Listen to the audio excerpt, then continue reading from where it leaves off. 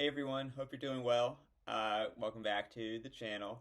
If you don't know already, my name is Michael and I have multiple sclerosis. And I wanted today to talk about, I realized it has been 20 years this month of living with MS, which is absolutely nuts. I was diagnosed when I was 18, and here we are at 38 all of a sudden.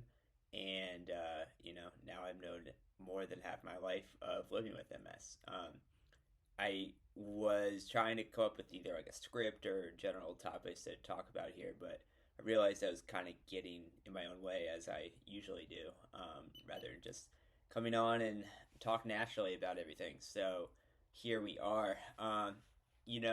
It's like I said, 18 years and five different neurologists, five different drugs. I've done a stem cell transplant. I had a procedure for my trigeminal neuralgia.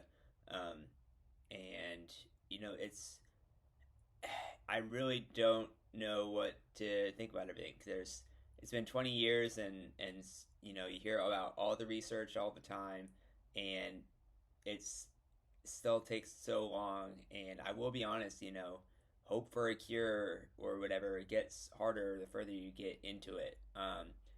And which is have come to this kind of feeling over the years, and it's fine.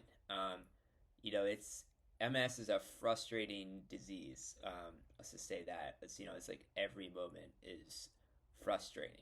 I could feel amazing one day, I could feel amazing 1 hour, and then the next hour, either I you can overdo it with the heat, or eating something wrong, or taking a medicine and overdo it with medication, and it's just your energy is down, and you're not your person and your self, and you don't know how long that is, like, let alone relapses.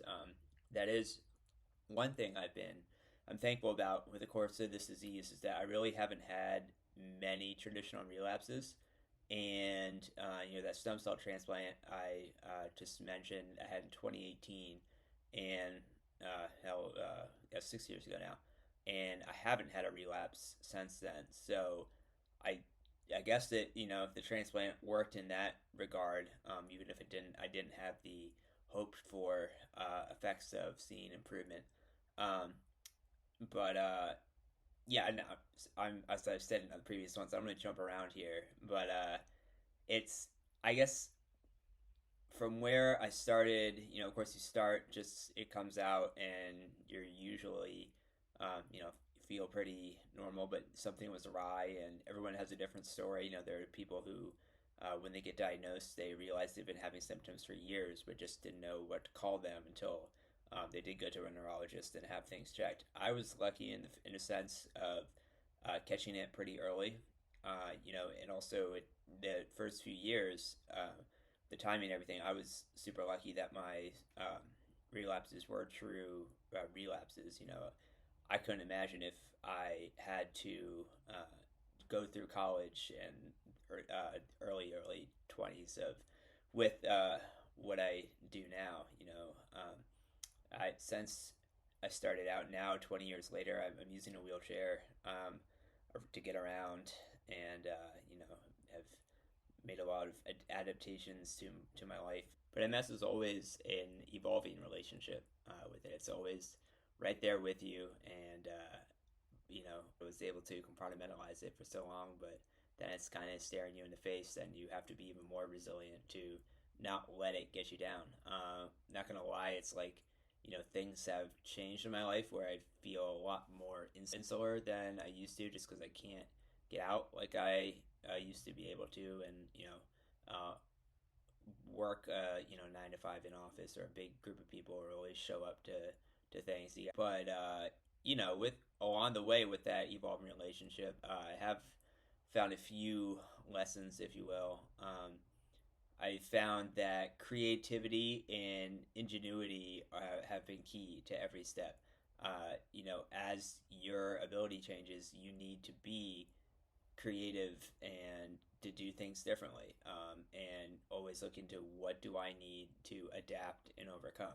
That is a big mindset I've always had. Yeah, it's like it sucks that I can't do that anymore, but how am I going to adapt so that I can do it to the best of my ability? I still have ability, but just have to adapt your world to meet you where you're at. Also, though, with that creativity, ingenuity, that's going to get you far to be able to adapt yourself to the world and adapt the world to you. Um, but sometimes things aren't as easy to do that. So, patience and acceptance, I've learned, are key. That took time. That took, talking to professional help. And, I used to, like I say, compartmentalize my life into different silos. And then, where one silo was up, my either like my professional or my personal or relationships and things like that.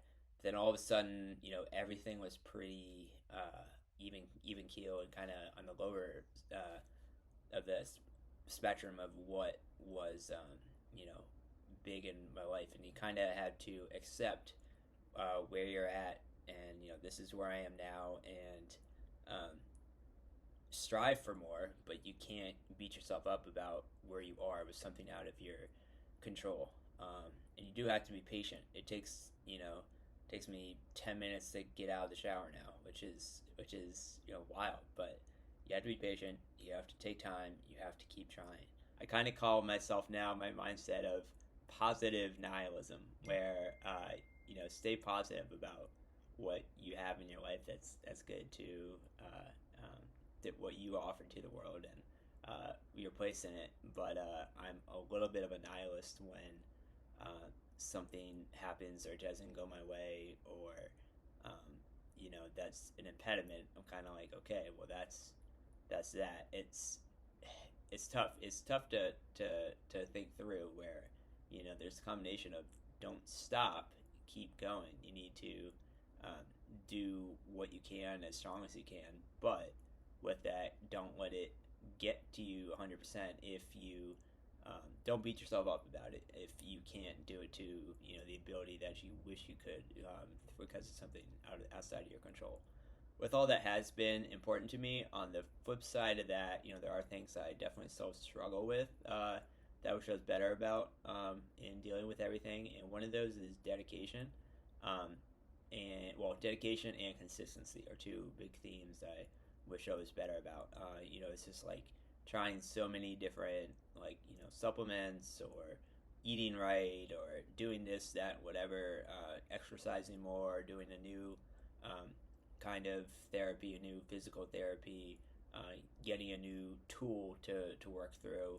You know, there's so many things can say I've done or tried, and all of this, but it's kind of I'm kind of faddish about it. But I'm also, one of the things that I think about is, okay, so you're just supposed to do everything in your life all the time, and it gets kind of exhausting. You keep compounding, compounding, compounding, compounding, and then it's like, when and how do you have room for anything else? So uh, it's a tough balance in that, but the dedication and consistency of sifting through that to what is really works, to what does really work for you, is uh, I wish I was better about, and I think could help me out. So 20 years in, I've seen a lot at this point. I don't have it all figured out by any sense of the word, but you keep going, and it keeps evolving, just like life. And that's maybe the core thing I tell myself, is that everybody has or something. Everybody's life is different. I deal with MS, but that person deals with, like, heart issues or mental issues, or another disease, and it's that mindset has especially been helpful to me. Of, this is my story. I'm not going to let it totally get me down. I'm going to work through things, and to the best of my ability.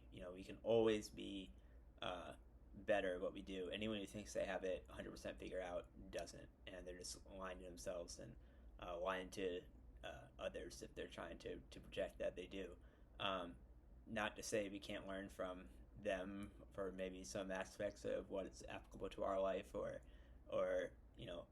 elsewhere. But I just, yeah, that's where I'm at. Everyone's life is different. This is mine. I have a great life overall. You know, this is a big albatross for sure, but I am happily married and I have an amazing family and support system. I live in a beautiful part of the country in Charleston, and you know, I have a lot to be grateful for. So, you know, I'm excited for the future and what's to come with and how things may evolve. Hopefully for the positive with MS, but as we know, it's day by day, hour by hour, minute by minute sometimes, and you know, plan for what you can and make goals for yourself, but also accept it, get creative, and adapt and overcome. So yeah, thanks for listening. Happy 20 years to me, I guess. I'll take some 20-year anniversary gifts, and yeah, I'll catch you on the next one. Thanks.